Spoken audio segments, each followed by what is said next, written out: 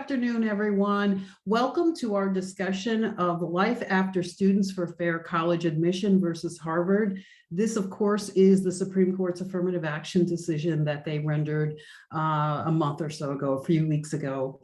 My name's Karen Howard. I am an attorney. I'm a policy consultant with Crossover Partners. And I'm joined today by two of my very dear colleagues, Walter Burford and Merlin Bass. I'm going to ask them to introduce themselves. Walter, would you go first?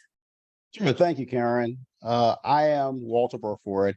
I am an attorney and business consultant, and my background is largely in international tax, but I have been engaged in some way, shape, or form in diversity for my entire adult life, from community activities as well as on boards and working in various for-profit companies for on behalf of diversity.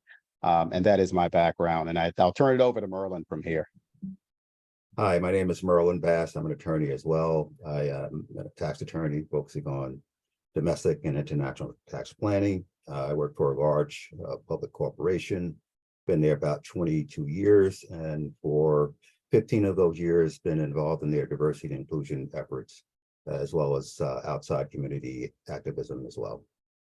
Excellent. Thank you, Walter. Thank you, Merlin. So we are three African-American attorneys who have a clear interest in this case, but also what the implications are for our profession, for the state of Black America at large. And so we thought we would start a discussion and share it with you about the case.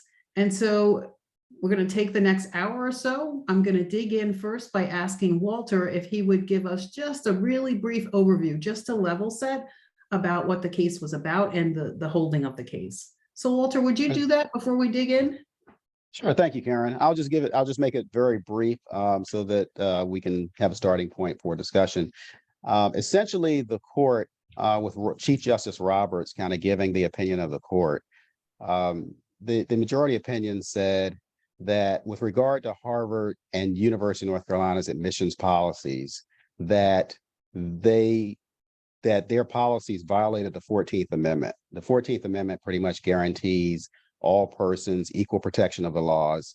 And they said their policies violated those equal protections. And because they use race as a factor.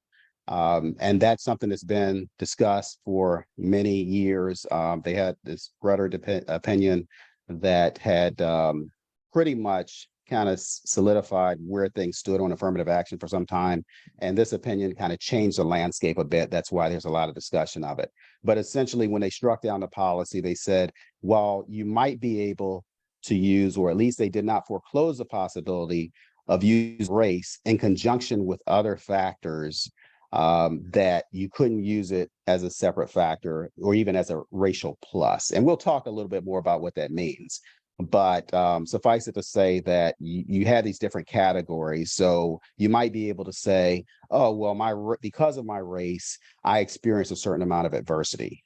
And so this is how I overcame that adversity. Versus because of my race, you should just look at that independently and say, okay, give me a plus because I'm a minority group, I'm African American, or I'm Hispanic, or I'm some other group. So that's essentially what the holding of the case was. And we can talk a little bit about what that means. Excellent. So this obviously has huge implications across employment, education, wealth. So I want to ask for both of you, what stood out the most about this case for you? And Merlin, I'm going to turn to you and ask. Yeah, so what's kind of interesting about it is, according to the holding, it limits it to those two universities' admission policies. The larger concern is, what does it mean for businesses? We've seen, a lot of activity at the state level. Diversity, equity, and inclusion has already been under attack in recent years. So, I think this decision will add fuel to that fire, and you'll see all types of diversity programs come under attack. And I think even in the decision, there is discussion about the benefits of diversity at large. And so now, we'll have to relitigate that thought based on Mhm. the decision, and it will certainly can certainly have wide-ranging impact well outside of just the two universities' admission policies. Merlin, I want to riff off that a little bit because for me, the one thing that really stood out is for the last 3 decades, 4 decades, right? You have had the court saying, is there a compelling governmental interest in diversity? And in previous cases, they said, yes, it is important. And you had the military saying it's important to our mission readiness. You had business leaders saying it enriches our ability to compete on a global level. And you had educators across the realm. You had everyone really supporting diversity as mission critical. And for me, this decision really does, as you said, attack that core. What is the value of diversity and having many different voices at the table, people at the table? And so I am really concerned from that perspective because it has been used as a value across society to really try to redress some of the past discrimination, racism, oppression, but also as we go forward to have an inclusive society. And so I'm very concerned as well. I'm going to just turn to Walter to say what stood out for you. Yeah, and I agree with both of you. I think that the impact of this, where this will go, I mean, is huge. And but there are a number of things that stood out. But one of the things that really stood out was where we are in terms of the 14th Amendment and the equal protection Mhm. of persons under the law, equal protection of the law. And so what does that really mean? I was a little bit surprised that the justices they had very different views of what that means. Yeah. And you have one side that's really saying, well, it means we don't look at race at all. And we assume we approach this as if race is not a factor. It's a colorblind type of a perspective. And Mhm. another group is saying, no, we're not just looking at the process. We're looking at the realities of life. We're looking at the impact of this. And we're saying, well, if you want to, because the 14th Amendment was put in, Mhm. to help redress some of the problems that Black folks who were in slavery traditionally Yep. were finding.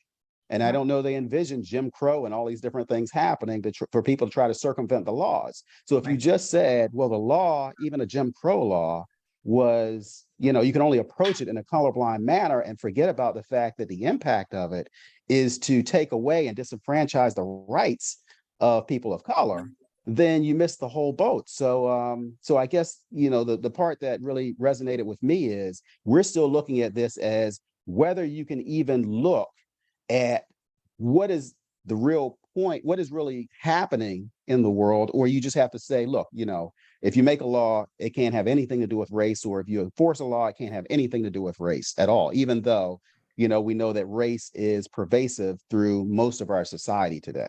Yes.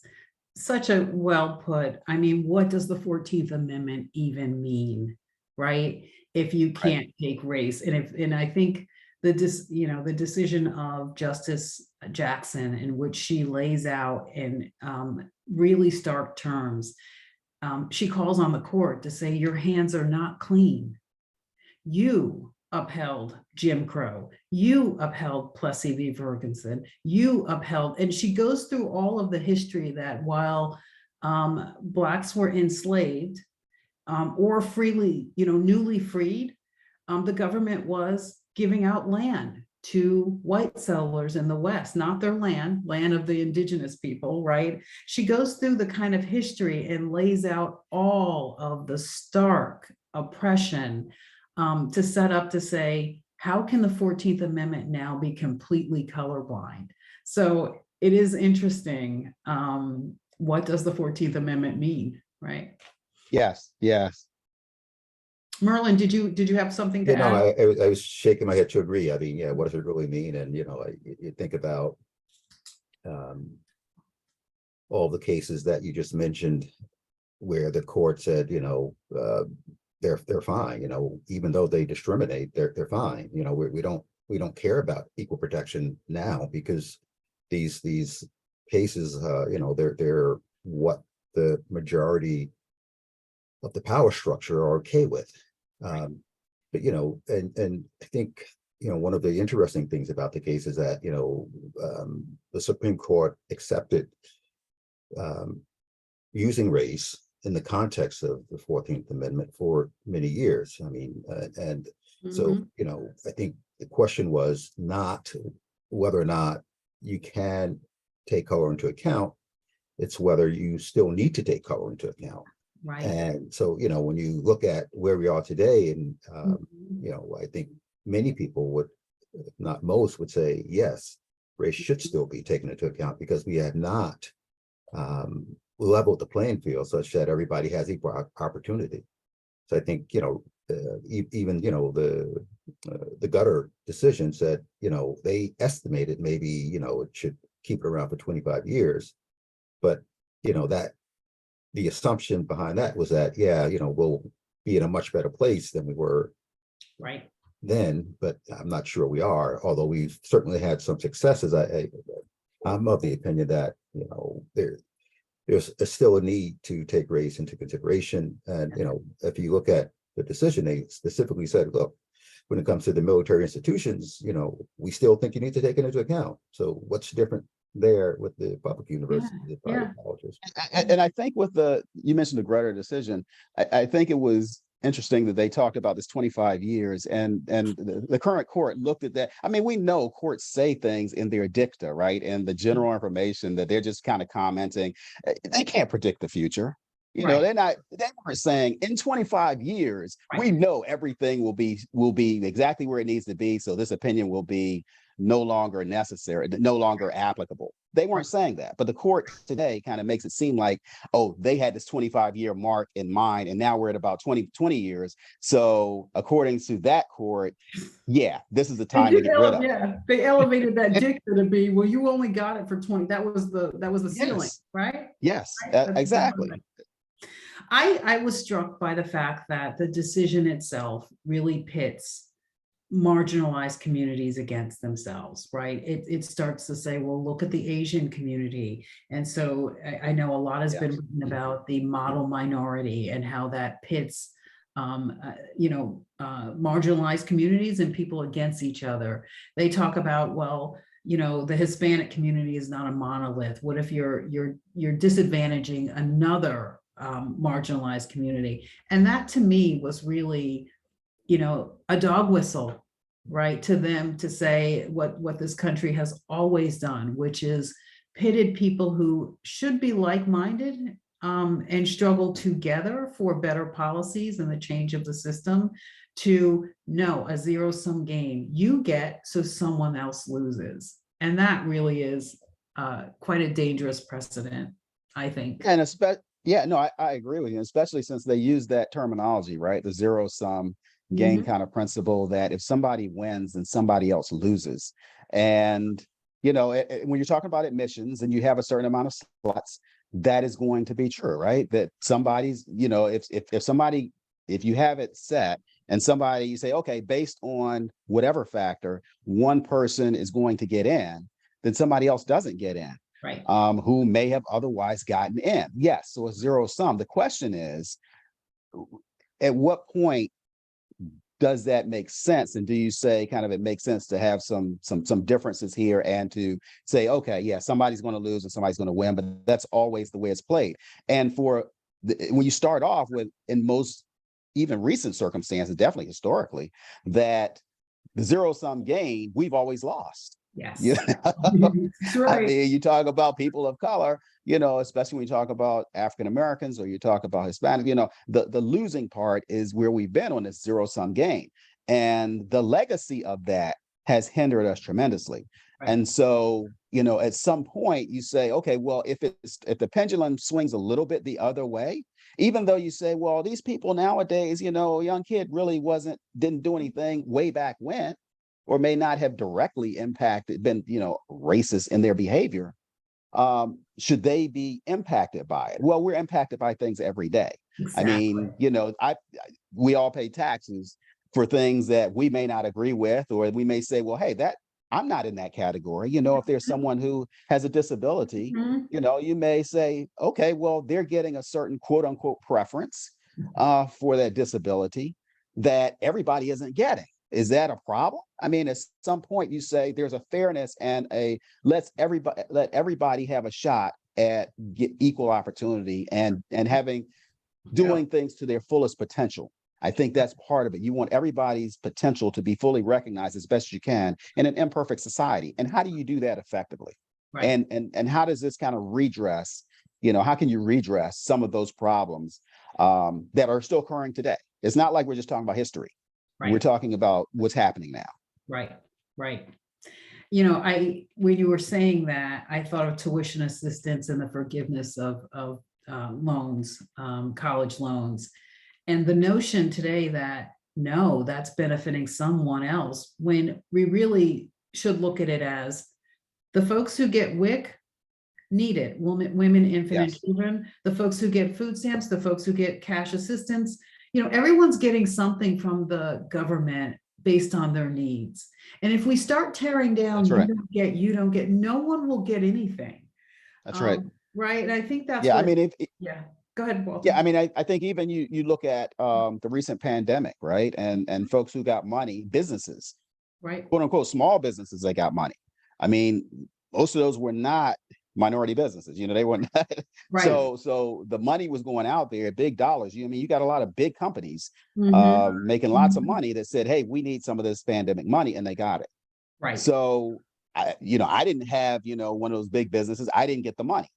So now should I say, well, hey, that's adverse to me. That's something that I didn't get. So, granted, we're talking about the 14th Amendment, and we're talking about, something a little bit different, but still it's where we know the starting point is everybody doesn't have the same need, right? And everybody doesn't have the same, the same impact to their lives currently that they need to overcome, the same obstacles, I should say. And so when we're talking about overcoming obstacles to people's success across the board, we're talking about how do we do that more effectively. And I think I think going back to the case, I think the case ends up trying to kind of say, well, I'm not looking at where the obstacles are. I'm not looking at where the need is. I'm just putting a law in and say, well, you can't even think about that really. Right. You just that law can't say, well, even if it was Jim Crow today, you can't say, well, these Jim Crow laws were put in place for this, so let's have a law to overcome Jim Crow that deals with race of the people that Jim Crow was trying to target. Exactly. So it makes it interesting. Yeah. Other implications, I want to throw one out, and Merlin, I want you to speak to it, and that is they never mention legacy admissions, right? Which is if your folks have given money to the university, if you've gone to that university, the children, the offspring of those folks often get preferential treatment with respect to admissions. And we can talk about presidents have gotten preferential treatment. And so that's a form of affirmative action that I think is missing in this decision. And Merlin, I don't know if you can speak to that. Sure. And I think that's where Justice Ketanji Jackson's sentiment was that, if we just, assume, if we look at life as it is, the legacy admission policies are, they have this probably a larger impact than the race-based admission policies. And everybody's okay with that up until this point. The plaintiffs, they didn't complain about those. They said, and I would imagine, in all of the cases, it seemed that as long as, the beneficiaries were not people of color who the 14th Amendment is supposed to protect, we're okay.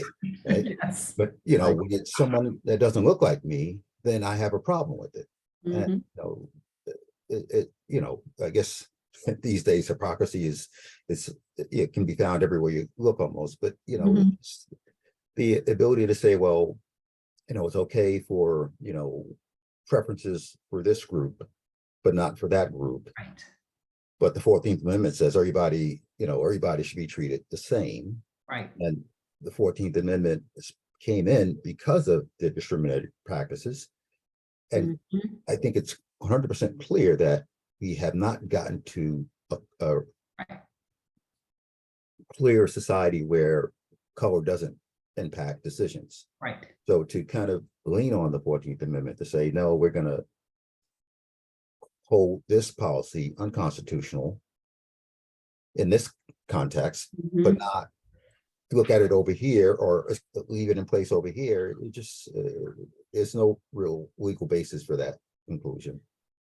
It is almost like gaslighting to say that the 14th Amendment, which was to restore rights to the formerly enslaved after oppression, 240 years of oppression, and now to say that that very tool is colorblind Right. and prevents you from doing anything, to me drives me crazy. So guys, I know we have to turn to the implications of this decision. And I want to ask what you think. What do you think this is contained to higher education, or do you think it has broader implications? And if so, what might they be?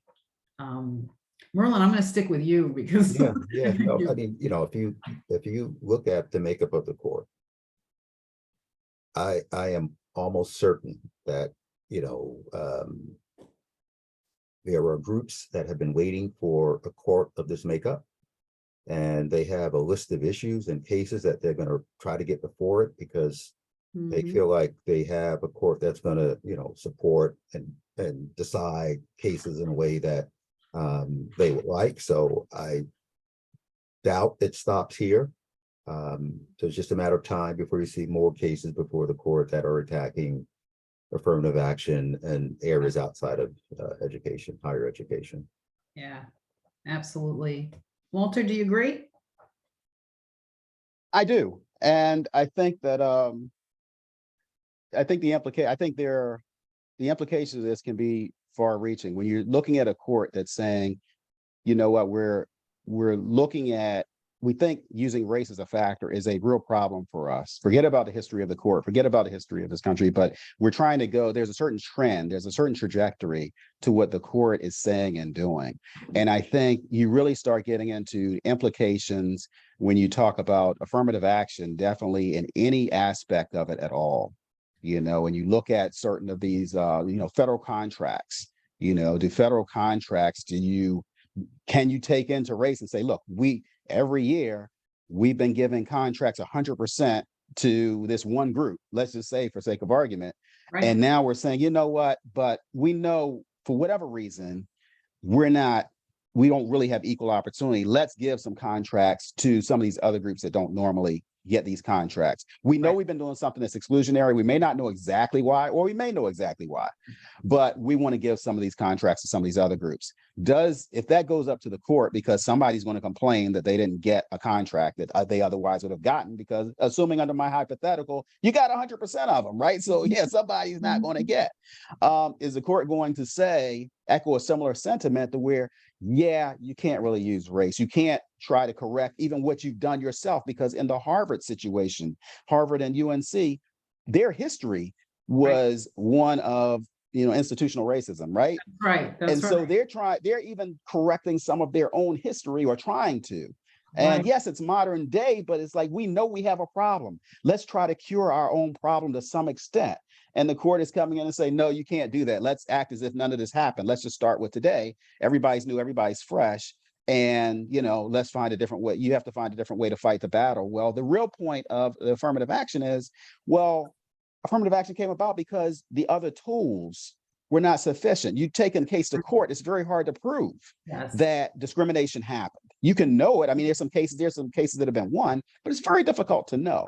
So the impact on a lot of areas, particularly of affirmative action, but also in terms of attacking racism generally, is very concerning with this court. And with the words of this court, and I'm at least happy that, like you said, there are certain justices that kind of in the dissent that stood up and said, you know what, no, we don't go along with this. This isn't right. But yeah, I think I agree with what you guys are saying about the trajectory of this doesn't look good. Yeah. You raise a really good point about the 14th Amendment is not self-executing. It never was. It required laws. And to say to someone, you have to hire an attorney, file suit, to enforce that is just means that it will not be enforced, right? There's a right. really high bar. For me, the implications are also, you're all, you said it's implications in military, in employment, in federal contracting, in broader society. But there is a part of the decision for me in which Thomas is talking about stigma and how, any preferences stigmatize Blacks. And he even has a portion in which he says, so when they enter professions, people ask, are you qualified? And I thought for him to put that in there is a reflection that maybe he's thinking of himself, but also it's doubling down on that very dangerous stereotype that you don't belong here, you're not competent. Even after professionals have passed the bar, done the work, the whole notion you have to be twice as good. And so I kind of want to speak to that because it was, to me, it really is a signal to society that, hey, when that happens, what you get is professionals that are seen as less than professional, less than, which I think is really dangerous. Yeah. And I'll say that to me, that stigma argument, yes, the stigma will be there, affirmative action, because some people are going to, a lot of people are going to point and say, that's the only reason you're there, right? Irrespective of the actual facts and circumstances, right? But I think that stigma is going to be there, right? The problem is, okay, so we remove affirmative action, then what? I mean, people's perception hasn't really changed. Exactly. The stigma is, they're still saying first, and the only thing that you've done is you've added that now you're not in the position. Right. So if someone says, in my organization, we have 100% white people, and you can either say, well, okay, have an affirmative action program where you at least get a few Blacks in there, or you say, well, no, that's stigma. I don't want that stigma. And then you get none of them in there. Right. So theoretically, you can shut down the whole market by saying, no, we can't do affirmative action. And by the way, we're not doing it otherwise. Exactly. So affirmative action was meant to be injunctive relief, meaning an injunctive relief, the whole point of that is usually if you get money damages or you can do it one way, you don't do injunctive relief. Right. Injunctive relief is where there aren't other ways of effectively doing it that you've identified. And so you say, we have to do something. And this is something a little more extraordinary, but that's what affirmative action is for, to say, look, you guys, the lawsuits or whatever else, you guys are getting geared up so that you can address these things so that people don't have a fighting chance that actually deserve to be in these institutions or to have this work or what have you.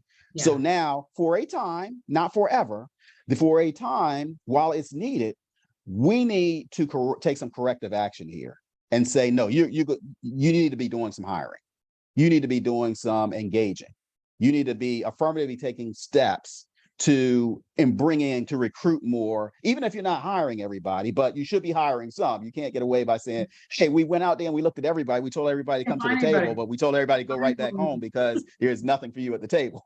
Right. Yeah, just another point there. I mean, when you kind of look back at, what necessitated affirmative action programs is what the assumption was that there were no qualified African Americans anywhere, right? So no one deserved to be at these institutions. And, there's always going to be stigma, but, I think many of us and most of us, we welcome the competition, put us on give us a shot, and, then our results will speak for itself. If we can compete, we will compete. And if we can't, then, we won't be around. But, what we've seen is that when given an opportunity to compete, we're able to rise to the challenge and compete. So I think the stigma issue is, just a red herring, Yeah, totally. Yeah, and I think to that point as well, a big part of how I've always seen this with affirmative action, I've seen this personally, just the fact that people have to interact with people who are different than themselves, a lot of stereotypes get erased.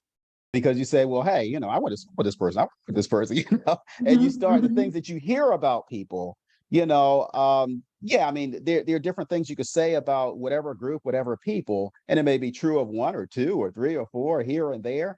But when you start saying this is how this group of people are, There are people who are excellent in every race. Right. There are people who are not on top of it in every race. Right. There are people mediocre in every race. That's right. The That's more, right. the more, if we look, we can only look to our recent history, if not our, more extended history, to identify that. You can look at ancient history to identify that. Right. A lot of what we go by today comes from a lot of things that people in ancient Africa already knew, and we find out, we found out through those channels. So even medicinal and otherwise.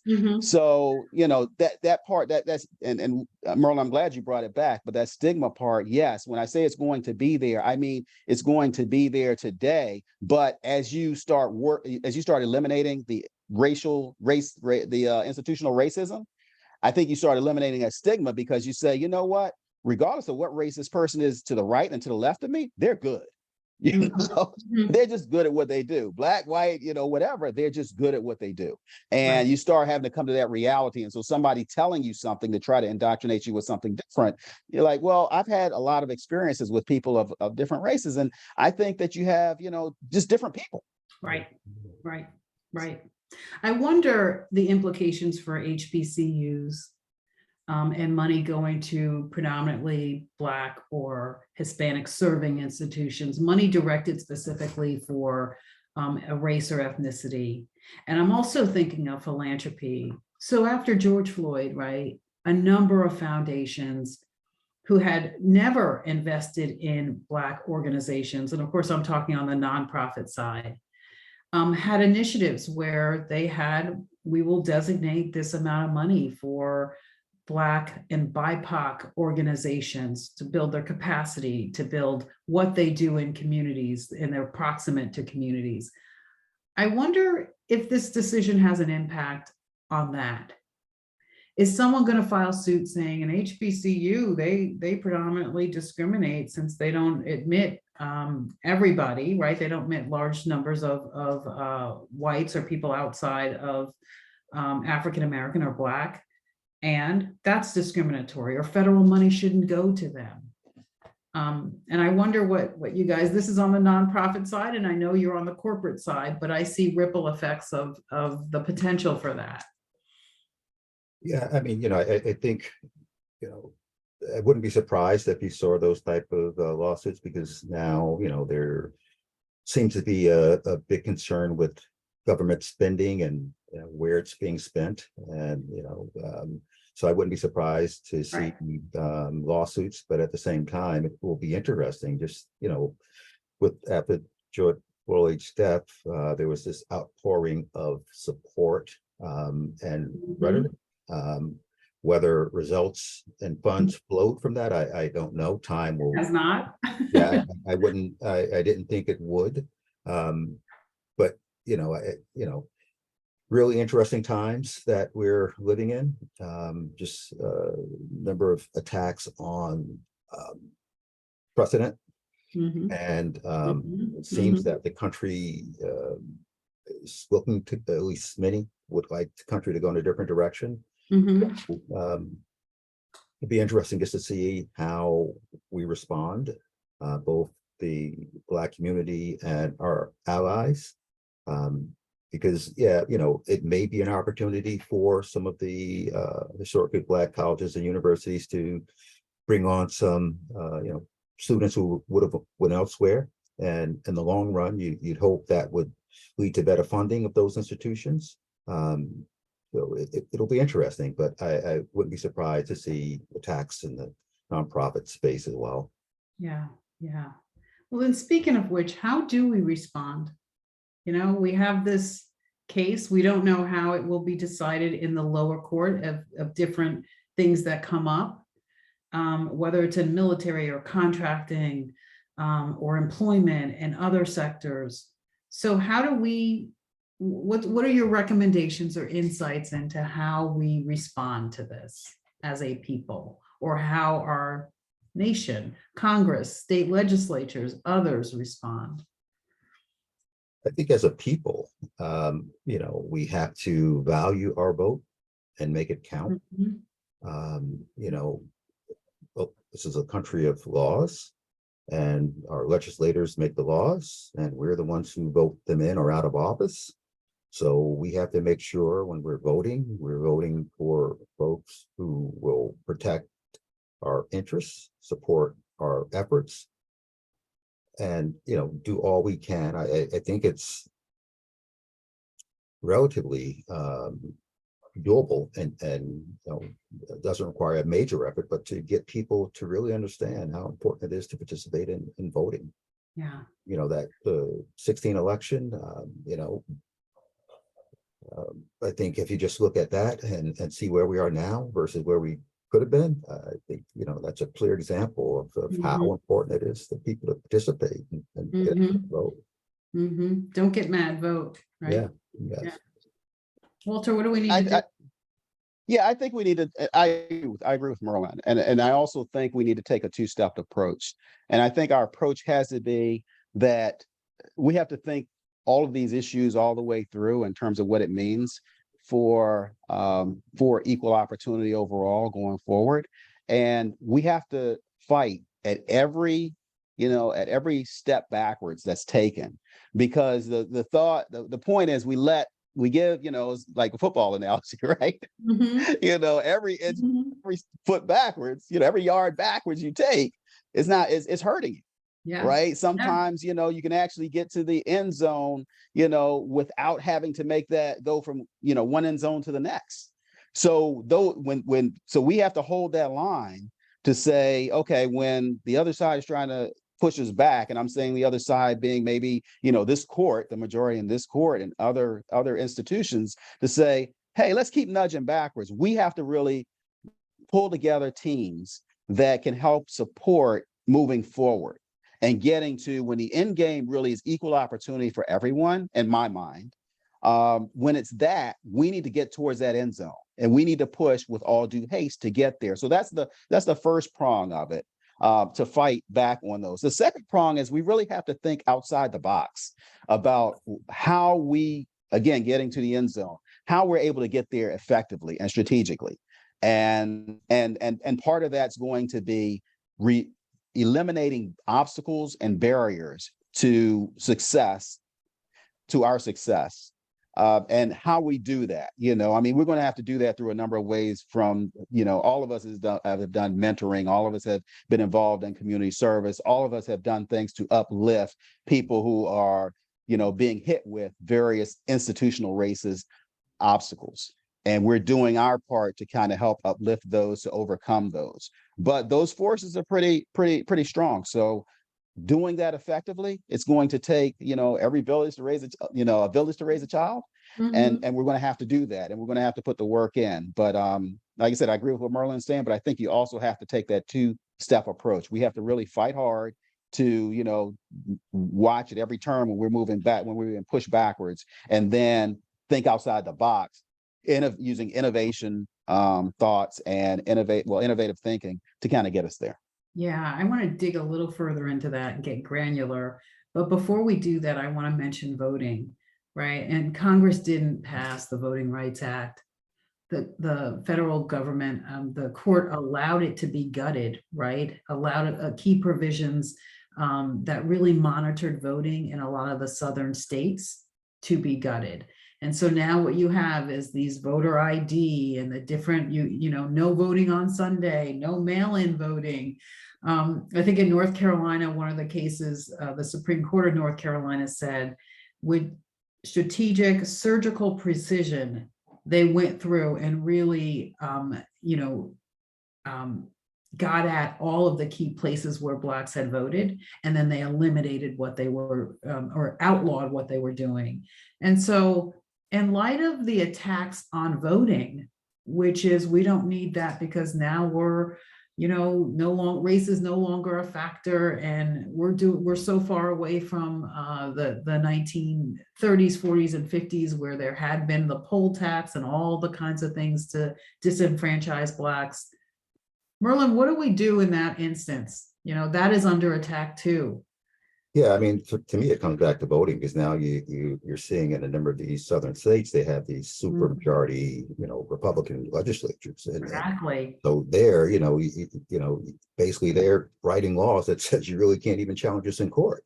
Right. So, people really have to participate. I mean, if you look at the amount of effort that's went into impacting voting rights, then it should kind of connect the dots, right? They're putting in all this effort because if you exercise the vote, Mhm. you can limit, how many yards they can push it back, right? That's And right. stop them, and then you can move forward. The more participation you have in voting, the better outcomes I think we'll have. So I think it's critical, really critical to re-educate Mhm. people, Mhm. why, there's that great battle for voting rights back in the Right. 60s. People Right. got put their lives at risk.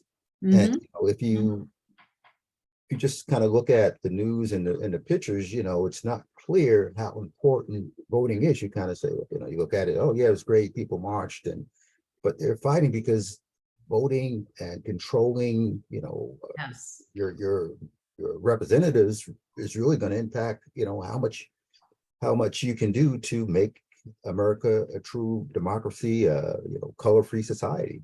Yeah, absolutely. When they were pushing for the John Lewis Voting Rights Act to go through, what did we get in Congress? We got a holiday for Juneteenth. Yeah. I love the holiday for Juneteenth, but we needed a Voting Rights Act, right? And the more folks that can vote in those districts and change the House, the more likelihood we can have a Voting Rights Act. So I think your point, look, we did it before, right? At great risk to ourselves, but we showed up and voted even when they diminished our vote, and we need to doubly down and do so now. Is really instructive, I think, for us. So, Walter, how do we get granular? How do we fight? And then how do we think outside that box you were talking about? What might that look like in community for some of the folks that might be hearing us and seeing us today? Yeah, I think having to fight, I think first comes with education. Mhm. And when I say education, I mean even what you just finished, you and Merlin just finished saying very well about voting rights, right? Not everybody understands the why. Not Sure. everybody sees it because some people say, we've been voting for a long time. And look, we got the Supreme Court Mhm. decision that just came out, right? Mhm. And it's taking things back. And so, what is my vote really getting me? So we have to do, especially for some of the younger folks, although some of the younger folks seem to be really on top of things, Mhm. um, we really have to make it clear. Here's how this works. And here's why this is very important. Not just voting rights, not just the vote. There are business things, there are legal things, there are political things. There are a lot of items that come together, helping them understand why this is important, why it should matter to them, and what they can actually do to impact the bigger picture. Right. Playing into, yeah, so what difference is my vote? I'm staying in the house today, because my Mhm. vote really isn't going to matter. Right. Well, how do you address that? You say, well, hey, your vote sends a message, even Right. if it were just one vote, but it's not just one vote. There are a lot of people that feel the way you do. If all of them come out and all of them express how they feel through voting, look at the impact. And we've done that. I Yeah. mean, you Yep. got your first African American president, right? In the history, and there were many people who said that could never happen, Right. and it happened. Right. So as folks would say, the impossible becomes possible once it's done, Right. right? Right. So I Right. would say, in terms of getting granular, you really have to educate people, show them a strategy, and have a good implementation way to take that through that to implement that strategy. Right. I'll Right. just add one point there. So, and it again comes back to voting for me. That you get a Governor West in Maryland, so you bring in people like that, then they're going to support those efforts, right? Because they Mhm. get it, and Mhm. to bring it back a step further, I mean, the ability for I think America and American companies, American institutions to compete is to have the best, brightest minds, multiple ideas, and that all kind of surrounds diversity of thought. And so if our representatives get that, they will do more to support efforts to make sure that institutions and businesses are diverse and that we're bringing the best to bear to address all the problems we have. And it's not always going to just be based on what your SAT score Right. was, or what Right. your grades were. Right. So I think we can and we have to deal with problems on the grassroots level, Mhm. better, school programs, better neighborhood Oh, school. you're talking my language now. Yeah, Preschool, early childhood programs, right? right. And, The programs that and the get, thing is, I yeah. mean, at the end of the day, it comes down to funding. How are we going to Mhm. get funding for Mhm. those programs? And again, kind of loops you back into representatives who will support those programs and allocate budget to those programs. Right, right.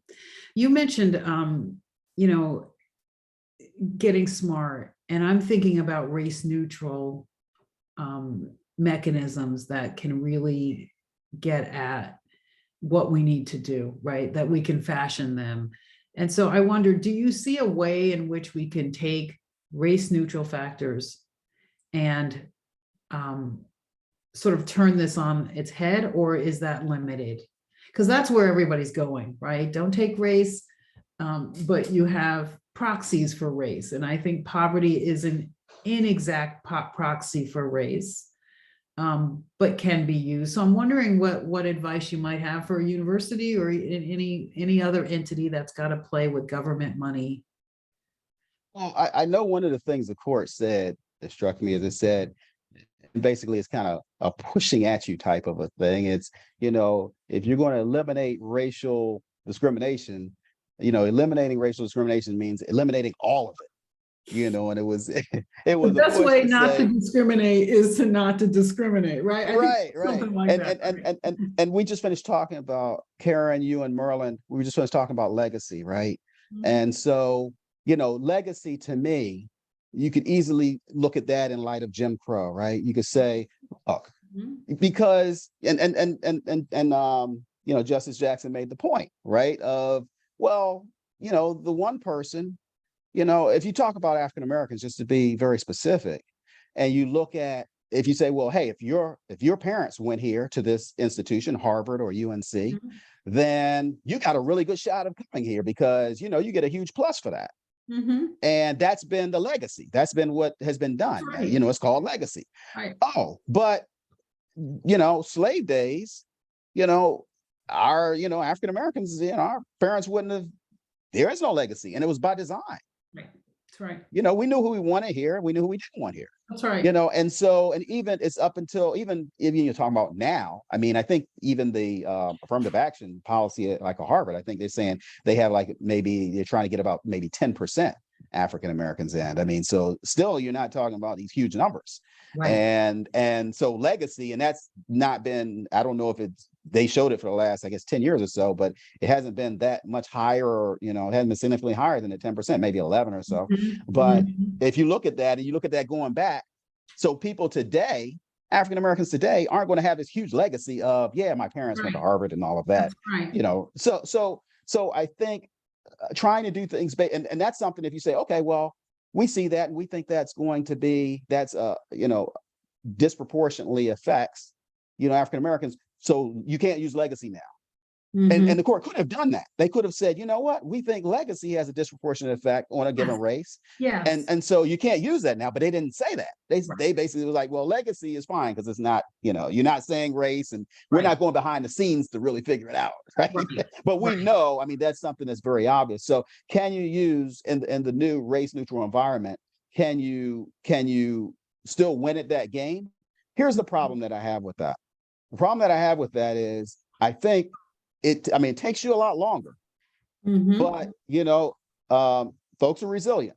So if you get to that point, I will tell you, my concern is we saw what happened when that happened on Black Wall Street. We saw what happened in Tulsa, right? When folks were really getting to where they're like, okay, we're going to do it ourselves. We're going to get it all together. We're going to pull things together. And then we saw where people just couldn't take it. They're Right. like, I got to walk by you and I know where you came from. Right. And you got all the way up here, and it hasn't been through all these affirmative action programs. You've gotten to this point and you're doing pretty well. And I have to see it. And I don't like it. So we've got to deal with that head on, of the institutional and the personal racism, right? So I don't know that that's a real, good answer to that question, because I'm not sure what the good answer would be. I just can't think of it right now in terms of how you really fight that fight when it's race neutral in how you address it, but it's racism and how it impacts you. Exactly. I don't know how you fix that through a race neutral system. Right. Right.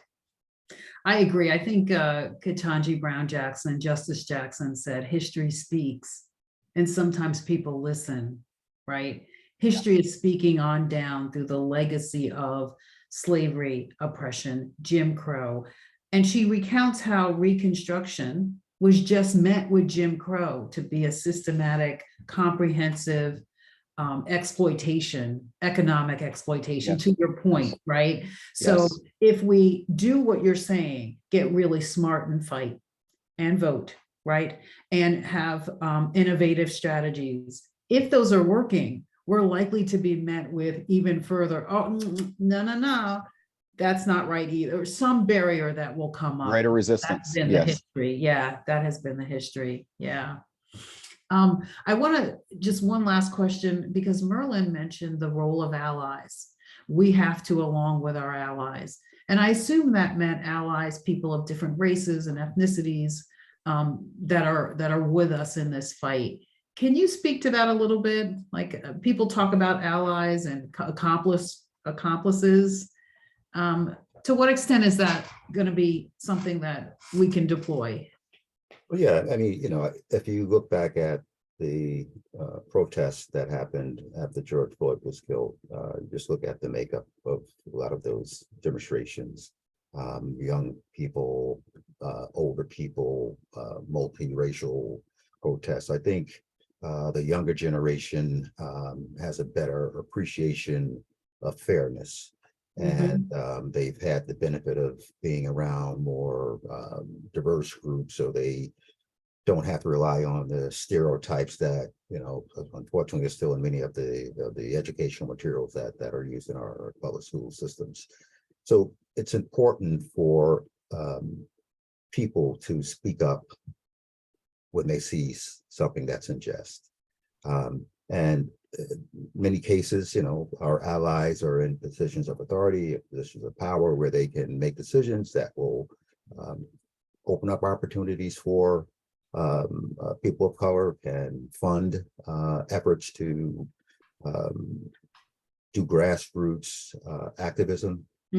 So I think it's going to be important for people who believe in fairness and equality to do all they can to address it where they see it.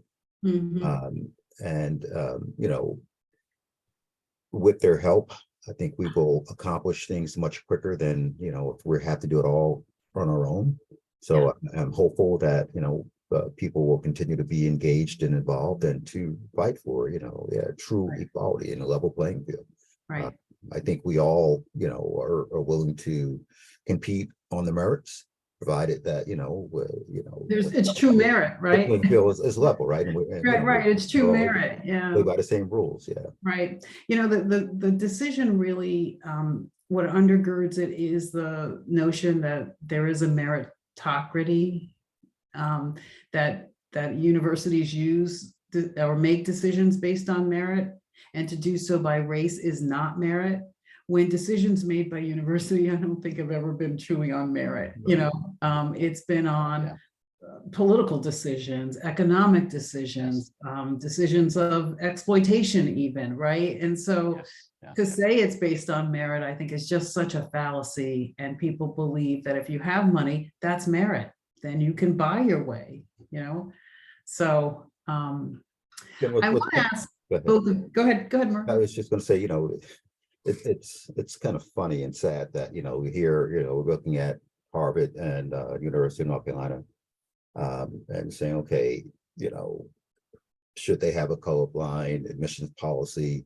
But we don't look at the public school system across the country. That's, the funding in the various school districts is so diverse, in terms of, you have really strong public schools in some neighborhoods and really weak in others. And the expectation is that by the time you get to high school and apply for college, everybody's going to, be able to score should be getting the same results that will determine their potential to be successful in a career. So, to kind of look at one and ignore the other, it's what we do best, right? I mean, if you look at schools, they're more segregated now than ever before. they are unequal now because it sits on housing, a platform of property taxes for the most part, and who pays property taxes, with, high income areas, support schools that are high performing schools. So the whole platform upon which these inequities spring, is cross sector, right? You look at sector to sector. And so you're right, the court seems to want to either ignore history or say, yes, I acknowledge all that bad happened. But I think Justice Thomas said, two wrongs don't make a right. And I'm like, Yeah, what right do you see? right. But Yeah, you still gotta fix and the wrong, right? Or you gotta fix what's the problem, right? Exactly. Yeah, Right. but here's the question, or a question.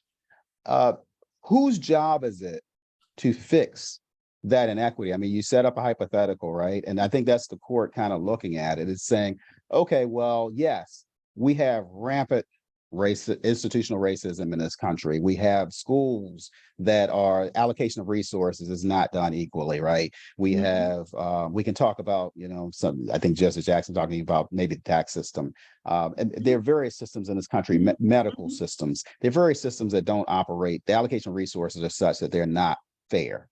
Right. But so when you apply to Harvard University, is it Harvard University's is it their responsibility to fix that? Should they be saying, well, look, you come to us how you are, and either you're ready or you're not. Now, we've already talked about preferential treatment given to folks who are not people of color, right? We've already talked about that and legacy, but besides that, if we're saying we're going to fix this racial problem, is it for Harvard to fix, or is it to be fixed every twist and turn that it happens up until that point? So litigation would be just rampant if you said every time, this person of color has been discriminated against, hey, there's a case. But now if those cases were winning, if judges and others were like, okay, I see it, and I see, and juries were like, yeah, you win. Now maybe those cases become fewer and further between, and by the time you get to Harvard, that question doesn't exist anymore. But if we're talking about there is a disparity between, the academic, let's just say academic results they're looking for, and the academic results that a person of color comes to the table with in certain situations, whose job is it to fix that? Is it Harvard to say, you know what, I'm going to level the playing field here? Or is Harvard really looking at the potential and saying, you know what, all those things you've been through and you've still made it? You got here? After every obstacle that's been put in your way up to this point, you still got here? Yeah, you're entitled to be in, because I think that you have what it takes to be extremely successful going forward and to deal with the obstacles that is still going to hit you in corporate America or the nonprofit world or wherever from here in this country. Yeah. I think it's everybody's job. And let me just say one other thing. I mean, we can take at Harvard University, we take somebody like a Reginald Lewis, Reginald Lewis, by all accounts, who wrote Why Should White Men Have All the Fun, who by all accounts, they denied him when he said, hey, I want to get in. He just persevered and said, he stood out. I mean, the story goes, he kind of stood outside of Harvard Law School. This was Harvard Law School, said, hey, I want to be in here. I want to be in here. I want to be in here. And finally they were like, look, okay, you get in.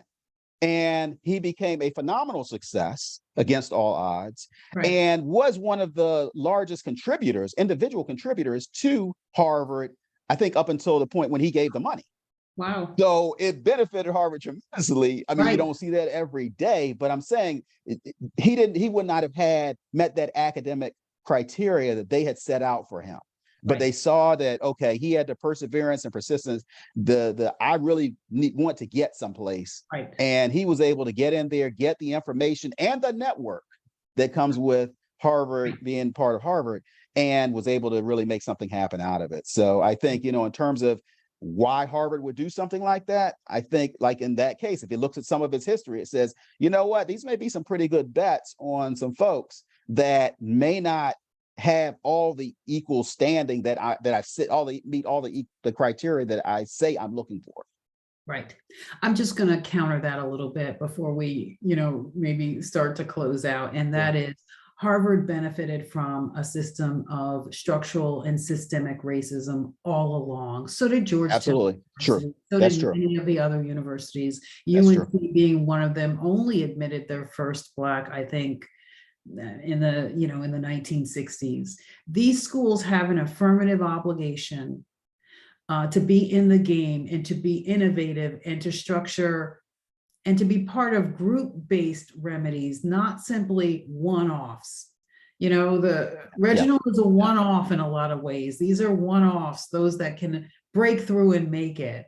But the systems are such, not that I'm gonna not provide opportunities, but there are punitive systems like our policing system, like our child welfare system, that really targets, surveils Blacks, Black families. And so, as Justice Jackson said, it speaks. It has ramifications that are not simply an allocation of resources, but who also bears the brunt of really punitive decisions. And so they all bear this. And Georgetown had slaves. It was a fledgling university, sold 267 slaves, and then became, that allowed them to survive.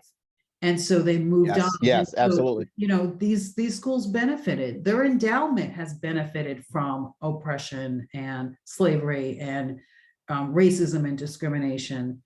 They, of all people, have an obligation. So I wanted to push back a little bit on the one-offs. Please don't accept that as pushing back. I agree 100% here. Yes. But I'm glad that you came in to address that part of it, to supplement that, because that is extremely important. And I agree with what you just said. And folks, they talk about zero-sum game. There is a Stanford Law Business Review article, I think, called "The Curb Cut Effect." And it talks about the Americans with Disability Act, which mandated that as you go on the sidewalk, you see them. The curb is cut so that folks with mobility problems can access the road and actually be more mobile outside, right? And it had, obviously the ADA and employment.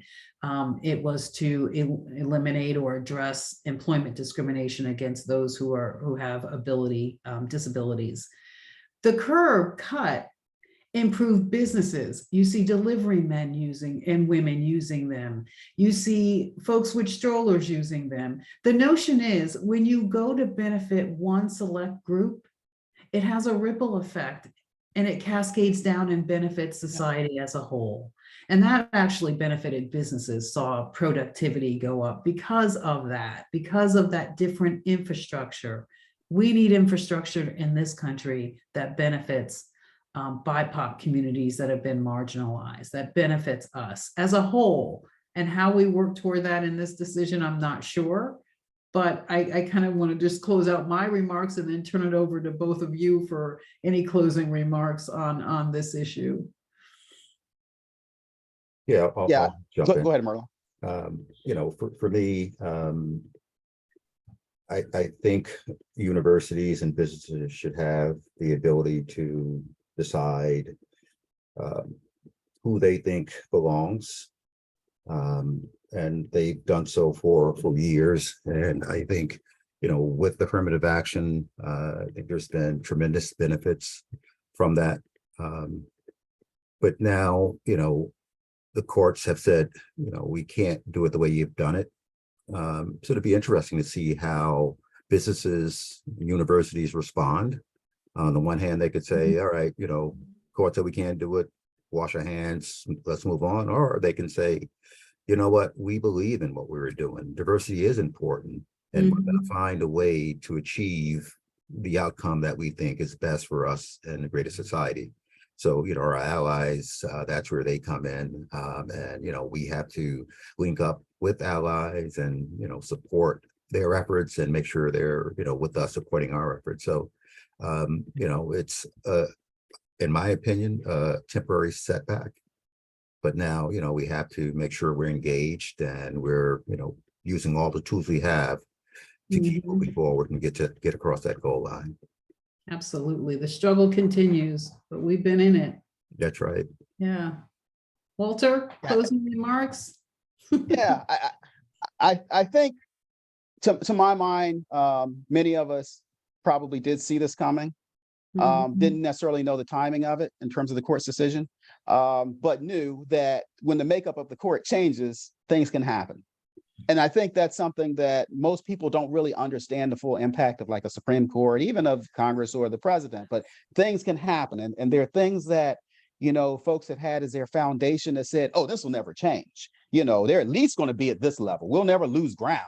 Mhm. How much we gain is one issue, but we're not going to lose ground. And I think this can be an eye opener to a lot of people that, wow, something like this, and some of the dicta that the Supreme Court said in there is like, okay, so you've given me some insight into how you're really thinking about this. Mhm. And I think for me, if it has a little bit of shock value for some folks, then that's maybe something good you can take away from this opinion to say, Mhm. okay, now I kind of understand better how things can shift. And before things shift is the time to start planning and preparing Yes. to make sure things are being done in your interest that Mhm. are supporting you getting that equality that you're looking for. Right. And not leaving it to someone else, Right. and not just assuming that certain strategies will work, but planning and considering those and deliberating on those and talking to people that understand different aspects of the elephant. So, Mhm. you're looking at feeling different parts of the elephant. So you say, oh, okay, I think this is a trunk. I think this is this, and everybody's seeing you. So you get the full picture of what you're dealing with. Mhm. So I think at a minimum, this can be an eye opener. It is unfortunate. I don't think we should walk around and say, oh man, everything is over. I think we just say we have to think a little bit harder about the ways of achieving what everyone else is already getting. Right. Right. Thank you, Walter, Merlin. As folks can see, we're pretty fiery about this subject. Liberation is ours to fight for. All of the great suggestions and recommendations you have. We'll see how this plays out in the weeks and months to come. And we hope to be back with you and talk with you about what the community is doing, what we can do together in the community writ large to address this decision, but also to fight for more liberation, for more equity and equality. So I want to thank folks who've joined us, and I want to thank Walter and Merlin and sign off for now. We'll see you soon. Thank Thank you. you. Thank you.